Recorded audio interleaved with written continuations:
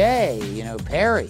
Shrapnel flies by Perry's head. Bravery and quick action is the modicum of the day. This is his real taste of war.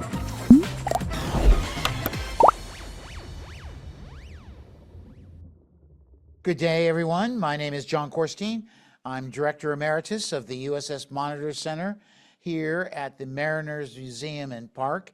And we have this program known as the Monitor Legacy Program, during which I will give lectures about people, events, and places that are all related to this great revolution in naval warfare that occurs during the Civil War.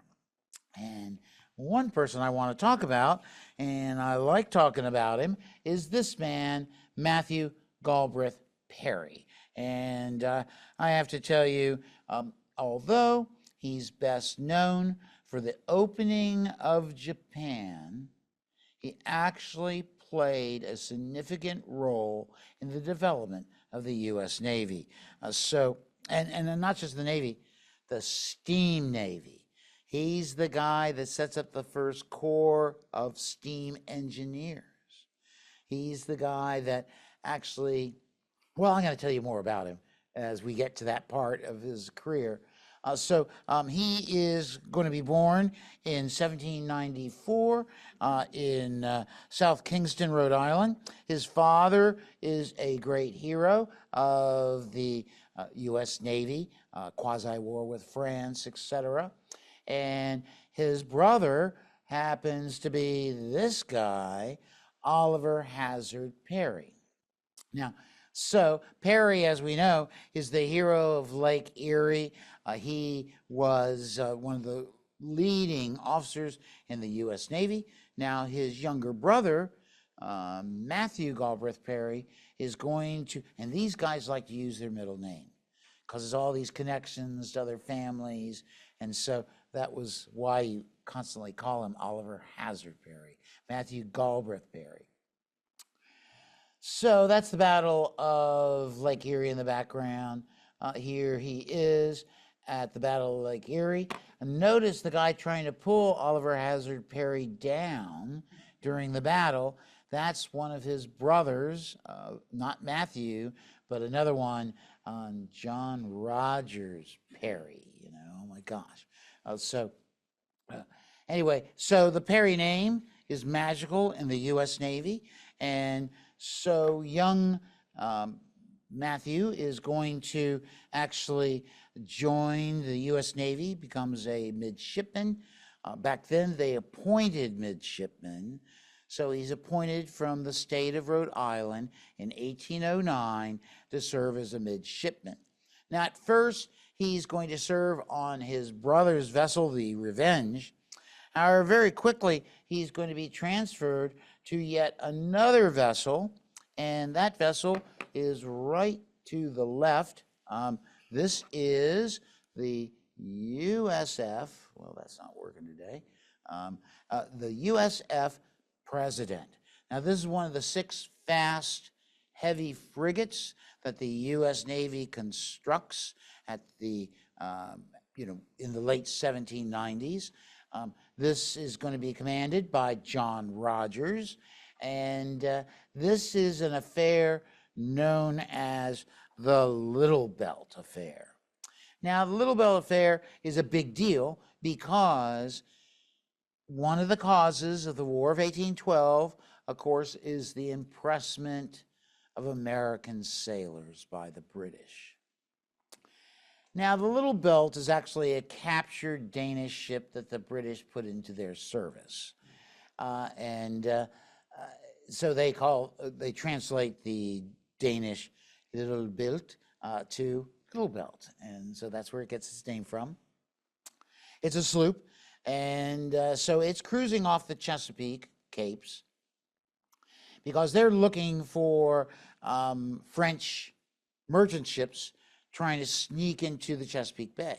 Now, it just so happens this ship's partner is known as the HMS Guerrier, and there's a bad news ship. Why? Because they are impressing U.S. sailors.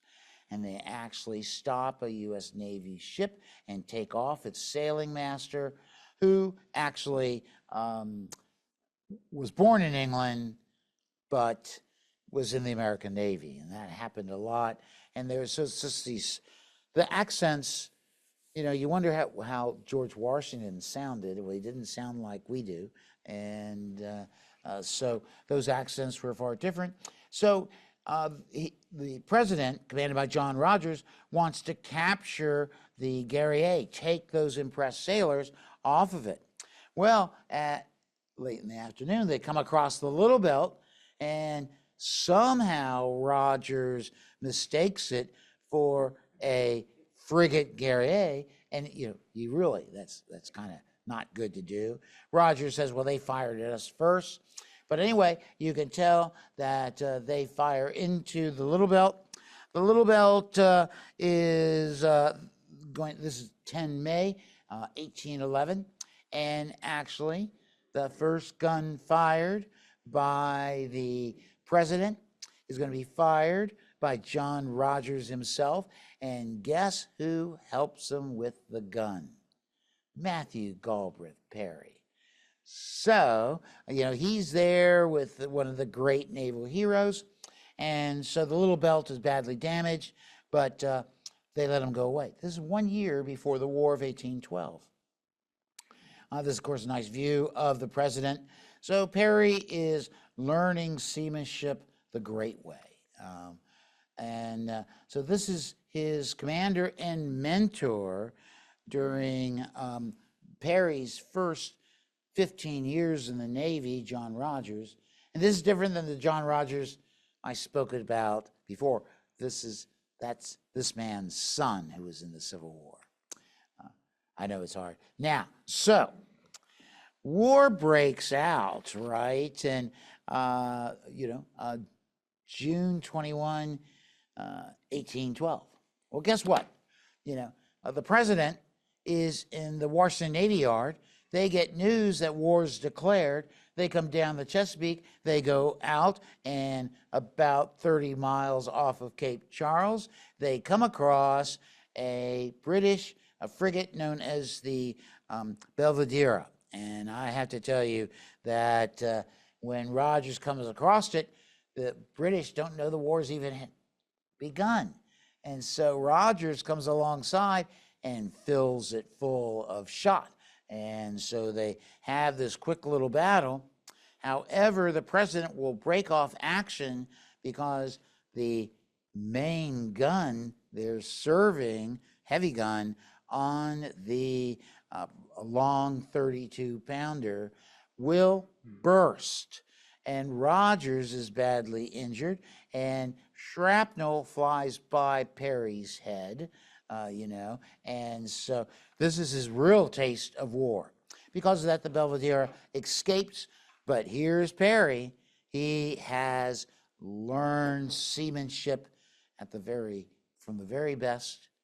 He has this great code of honor, which he's going to carry with him for the rest of his life because of this type of event. Afterwards, they said, who fired first? And Rodgers, this time, the Little Belt, he said, I didn't fire first, I fired back at them. This case, Rodgers says, I fired first, sure. Those accursed Brits. And so, then Perry is going to be transferred to the USF, and that's the United States frigate, the United States, and he will see just one action in that ship, and then it is actually blockaded. Now, fortunately for Perry, after the War of 1812, he will join the squadron commanded by Commodore Stephen Decatur in the Second Algerian War. And he's in the United States, and so they actually captured, as you see here, the Mashuta, and guess who's on board? Perry, okay? And he is, so I don't know how many of y'all read this book called Preble's Boys, Fletcher Pratt, but these young officers are all imbued with a certain type of leadership and desire. They know bravery and quick action is the modicum of the day. And so that's how they capture this Algerian ship, which breaks the Algerians back, I guess, basically, and they'll sign a treaty. Now, I have to tell you, Perry then will be assigned to the USS Shark, and that is going to be his first command. The Shark, he's going to command from 1821, 1825. He's on the anti-slave patrol. That's right. When the U.S. ended the slave trade, we in Great Britain tried to suppress the slave trade, which is still going on. They do sneak some Africans into America, but mostly it's going to Brazil and the Caribbean. And this means that, we think it's inhuman, and so, we try to stop all slave ships.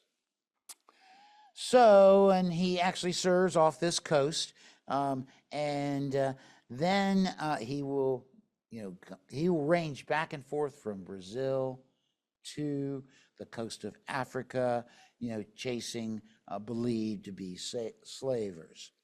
Now, as you all might know, or might remember, 1819, what happens?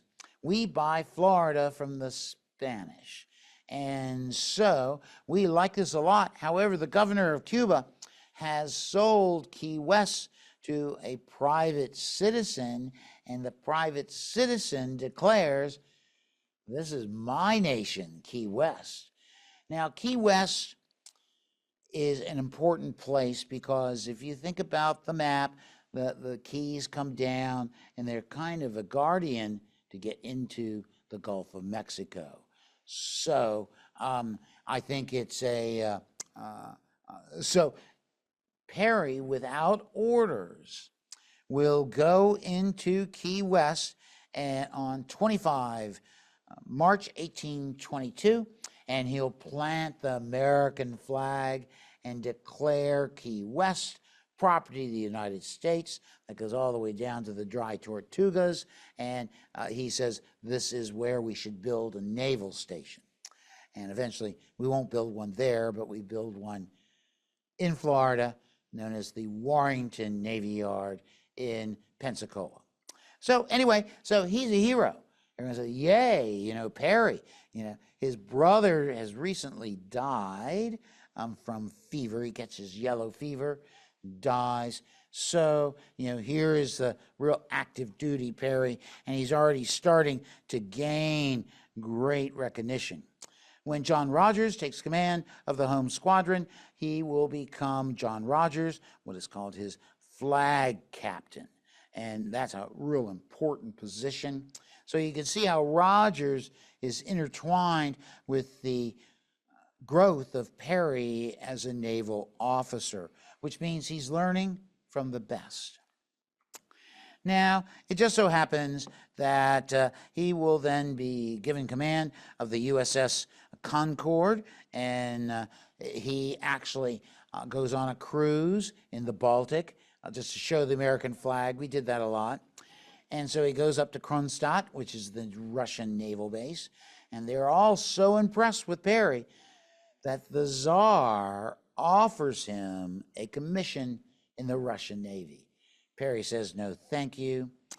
So he will then actually come back to the United States.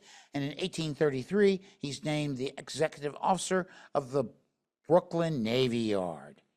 Now, while there, that's 1833 to 1837, he is going to build the second steam-powered vessel in the United States.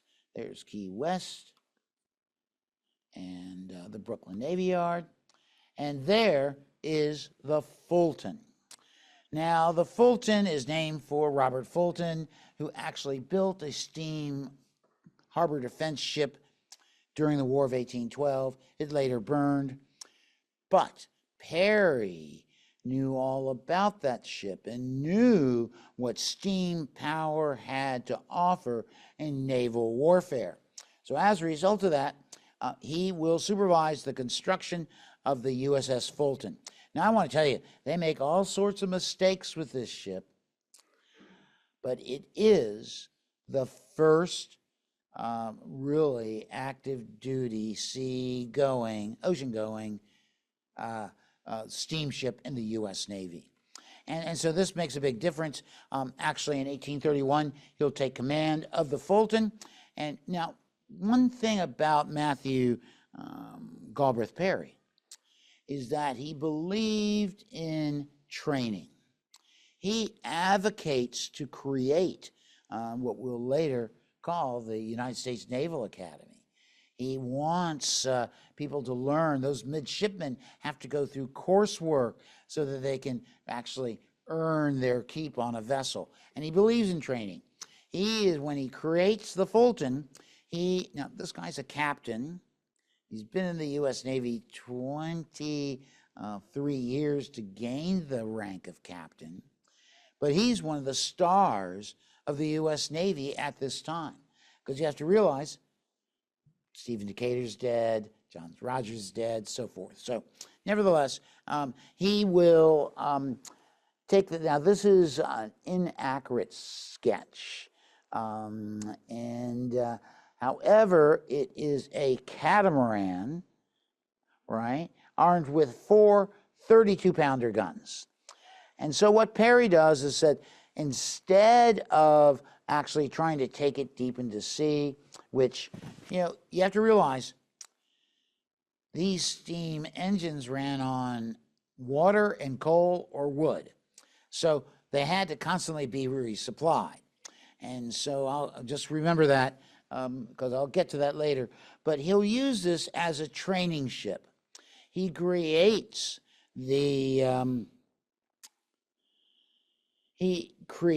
the Corps of Steam Engineers for the U.S. Navy, training them on board this ship, and also it becomes a gunnery training ship. And, training gunnery is very important at this time. Normally, it depended on the captain, how they might train for future wars and so forth. So I have to say that Perry is very advanced. Now, while he is commander of the Fulton, he then will be given the job of being the commander of the Brooklyn Navy Yard. And while he's there, he's convinced the U.S. Navy to build their first 2 real ocean-going steam vessels. The main one is the USS Mississippi. He actually supervises the construction of the Mississippi in New York, and the Mississippi in Philadelphia, and the Missouri in New York.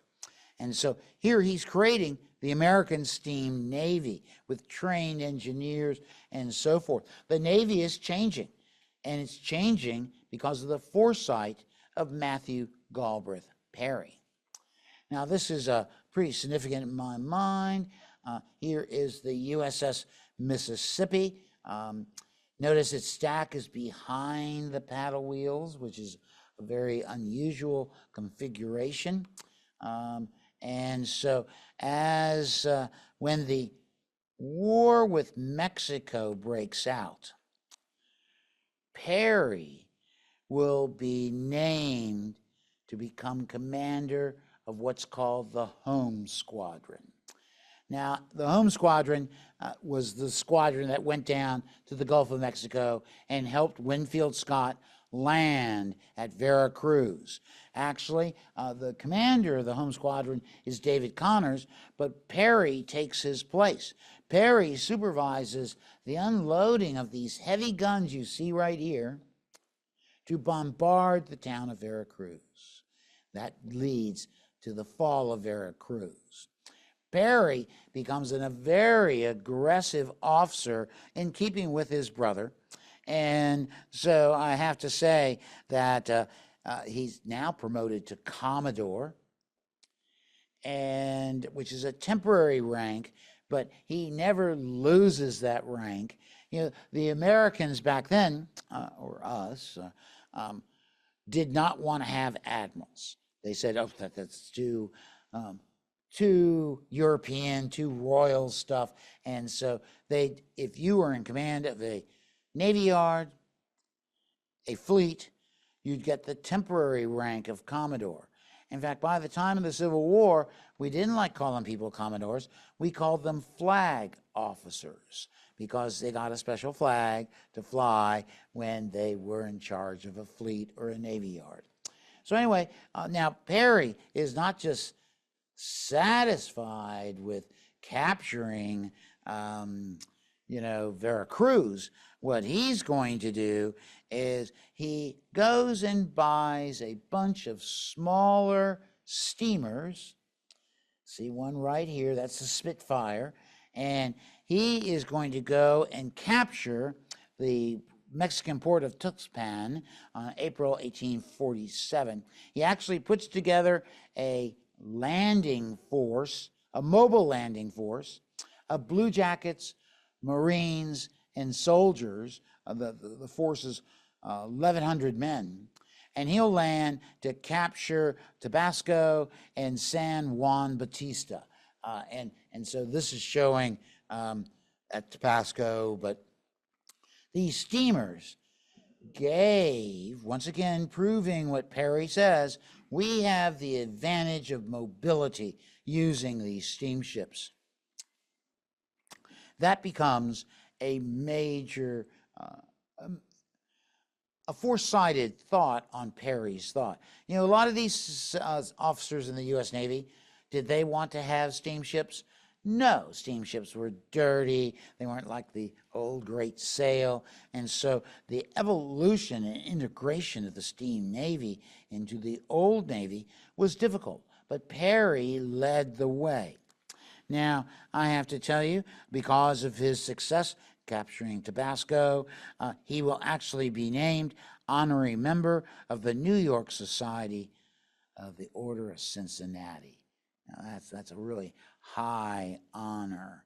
And so you have to realize that Perry is involved in a period of American history known as trying to fulfill the manifest destiny. Now, the manifest destiny, simply expressed, is that we believe that Americans are special folks, and that the white Anglo-Saxon, English-speaking Protestants were the people that are supposed to expand throughout the United States, bringing culture, bringing industrialization, bringing civilization out to the West, because the United States had to go from sea to sea. The Mexican War is one of the great exponents of the manifest destiny.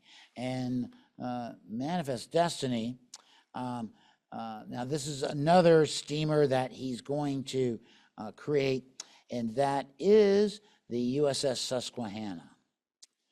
Now, let me tell you, the Susquehanna is going to be part of a fleet that's going to be organized in Norfolk. This is, so we believe in the manifest destiny. We believe that America should control sailing routes. Perry believes that what we have to have are coaling stations throughout the world so that we can have a steam-only fleet, so that we can resupply in these different places. And so that's something that he truly advocates.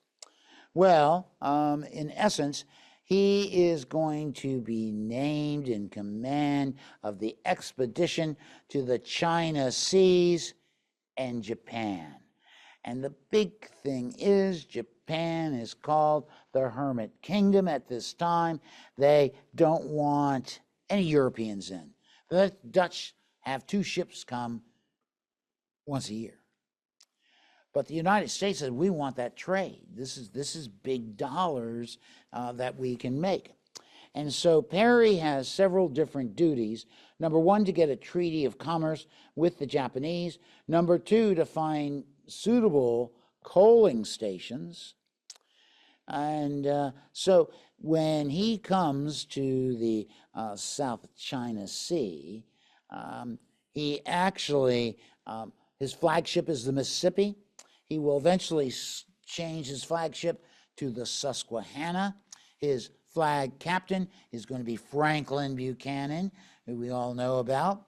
And so we are going to see that we got steamships. Now, how many people in the Orient have seen a steamship? No one, right? This is like unbelievable. So he'll start with the Ryukyu Islands. He actually surveys Formosa and actually says we should conquer Formosa because this will control all the trade from China, Japan, and so forth. Millard Fillmore, who's the president at that time, didn't want to go that far. But so Perry is going to actually steam into Kurihama Bay on 14 November 1853. Now, he's got with him some of the finest naval officers. This is Joel Abbott, who actually commanded the Macedonian. He's the first guy I see pictured with sunglasses, you know. And someone claimed they didn't have sunglasses during the Civil War, but I have pictures of two people with them. You know, there's one. So now these people are, this is Perry, right? So basically, Perry is going to, when he first comes to Japan, he is going to have a fleet of the USS Plymouth, the USS Princeton, a steamer, USS Saratoga, the St. Mary's, the Supply, and the Susquehanna, and the Macedonian. Now you can just imagine coming into Japanese waters with steamships. Then what Perry does is he practice fires. He's got 73 Paxton shell guns. So he does some gunnery practice. Japanese go, what? You know, I mean, shell gun, blow up any castle or what have you that the Japanese might have. This is power. He then agrees to meet with one local official. However, because it's just a local official, he says, I can't meet with him. So instead, Franklin Buchanan is the first senior naval officer to land in Japan. He will be followed by a marching band. He picks 200 African Americans, the tallest ones and everything, to lead before the band. And then here comes the Marines and the Blue Jackets. He lands 500 men. This is like overly, very impressive to the Japanese. This is power, naked power. And so Perry, Buchanan tells him, well, our leader, Perry, has a special letter to give to the shogun. And it's gold vellum paper. I mean, it is like beautifully written. And I can't give it to just you, local official. I've got to get it to the real guy. And the Japanese kind of slowed it. And so Perry will then say, well, until you're ready for us, I'm going to come back. And when I come back, you're going to have to accept this letter. And I'll be back within a year. Well, Perry goes to Hong Kong, and there he also, once again, works around Formosa. Formosa has coal mines, all these things that Perry thinks are important for the United States. And then 5 months later, he comes back to Japan. Now, it didn't come in a year. And when he shows up, he doesn't stop at Yokohama. He goes all the way into Edo Bay, right? Once again, he has this great landing effort. Once again, a band, all these sailors and Marines, and he also will set up a parade field where they all parade around. They have manual of arms, fire their guns. They fire Poxonans shell guns. They set up targets. They blow up targets.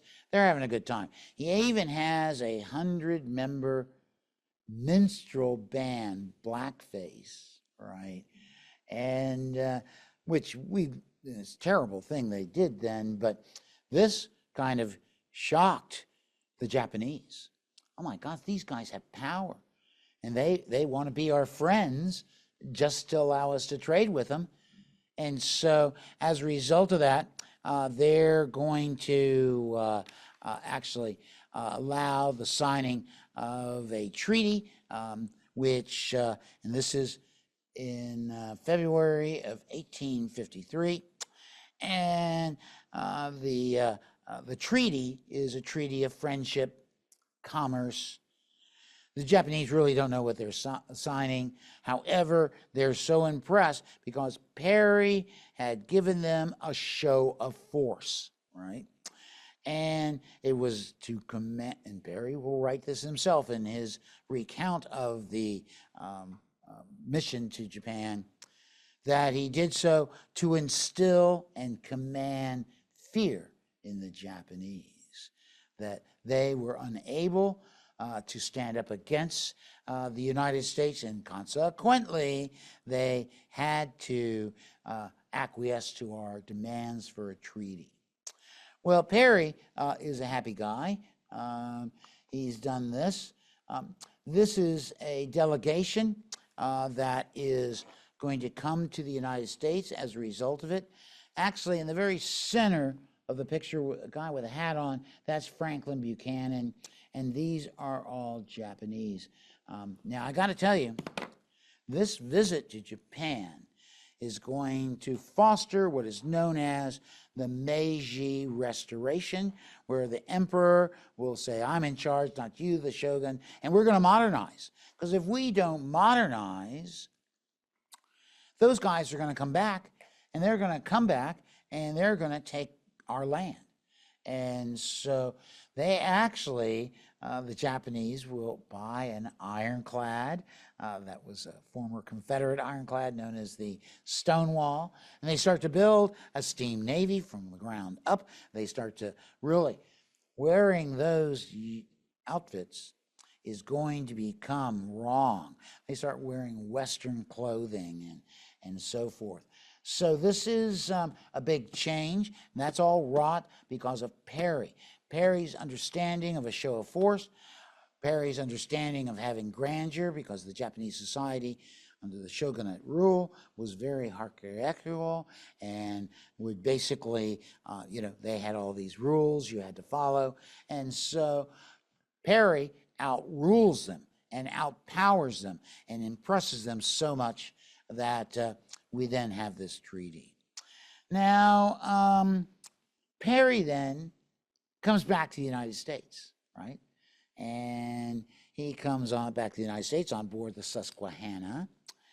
He will, actually, as he's coming back to the United States, he stops at several ports. He identifies several islands that the United States should occupy as coaling stations, because he knew that the trade with the Orient, not just Japan, but also Hong Kong, China, would make America rich, and that you couldn't rely on clipper ships. You had to rely on steamships. And so Perry comes back. Oh my gosh, they have a huge party for him at the the Washington Navy Yard. It is amazing.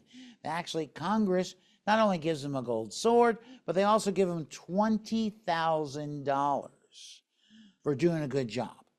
And that's equal to about $600,000 today. So you were well paid for that expedition, weren't you? Now, so Perry then stays on active duty, but he's given 2 years to write what is his recounting of the expedition, which is known as the narrative of the expedition of the American squadron to China Seas and Japan, which will be published on 18 December 1857. Now, Perry doesn't get to enjoy the publishing. I mean, I'll tell you, this is what makes Perry famous.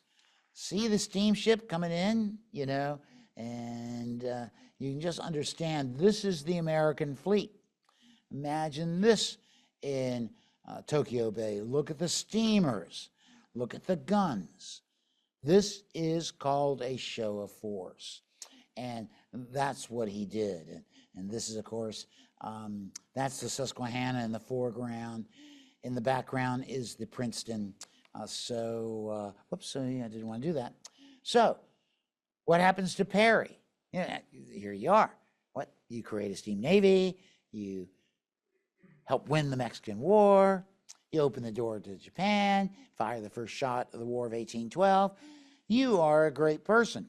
However, to be great caused him to have several afflictions. And the biggest one was that he was an alcoholic.